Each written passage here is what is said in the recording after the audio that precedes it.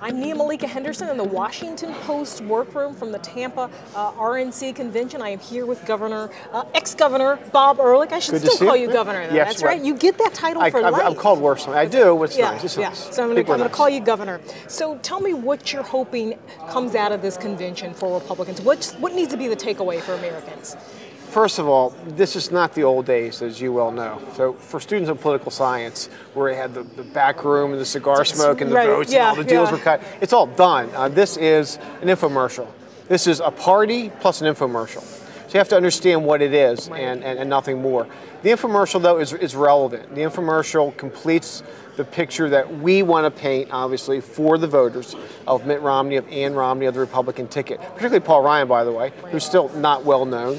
And so that's what it is. It's an infomercial to complete the picture that will go forward into the fall campaign season. So I know that you're the co-chair of Mitt Romney's Maryland campaign. Maryland hasn't gone red since, what, 92? President Bush. Yeah. And Maryland's tough. We all know that. And there are a lot of people doing great things in Maryland. And the referendum in Maryland, obviously, this year, make it an interesting year. Kind of a twist year in Maryland, so different turnout, who knows what's going to happen.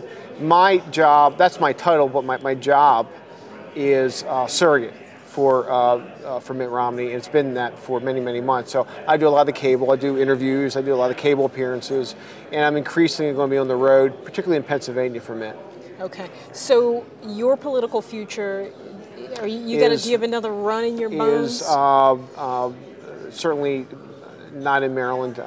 Maryland has been a great, great experience. Legislature, Congress, Governor, really a 24-year run for us. And it's a closed chapter in our life. Obviously, we live in Annapolis. A lot of friends in Maryland, and there's a lot of talent in this party. But for me, it's more of a national perspective, writing books, running around the country doing speeches, obviously helping one of my friends run for president. So we live in Maryland, and I love Maryland, but as far as elected politics, a closed chapter. What do you make of Martin OMalley? He's been buzzed about as of 2016, maybe. Yeah, I just have no comment.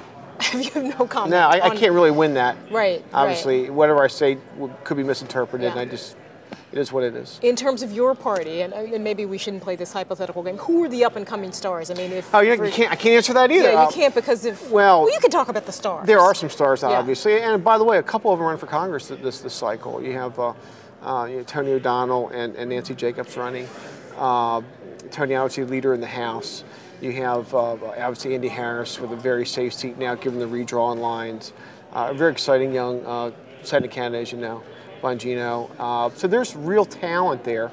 There's a bunch of names that people do not recognize now in the House and Senate, just elected, reminding me of me in the 80s when I was first elected, young, single guy at 28 years old. And these are folks who need more seasoning. They need to run for the legislature for a couple of terms, learn their business, learn their craft, and then look for the county executive positions, the congressional elections. And certainly a formula I follow. It's a formula that's time-tested. What do you make of the coming demographic changes? What do they mean for the Republican Party? It's interesting. That is, how much time do we have? 14 hours. Both parties have real challenges. African-American challenge for Republicans is, because you have an African-American president, it's probably not the best time to test it. After Barack Obama, whenever that is, will be more of a test for Republicans going forward on both sides of that equation, by the way. But everybody talks about the Hispanic vote, and it's a Democrat-leaning constituency, but a lot of economic issues, social welfare issues, just social issues generally, Republicans believe they can make the sell. And so we'll see what happens at the next 5, 10, 15 years.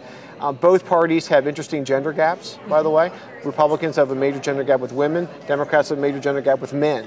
So, and these trends have been ongoing for many years. That's right. But to really have a majority, and a permanent governing majority, a dominant political party, whichever party beats their challenge, their respective challenge, will dominate American politics for the foreseeable future.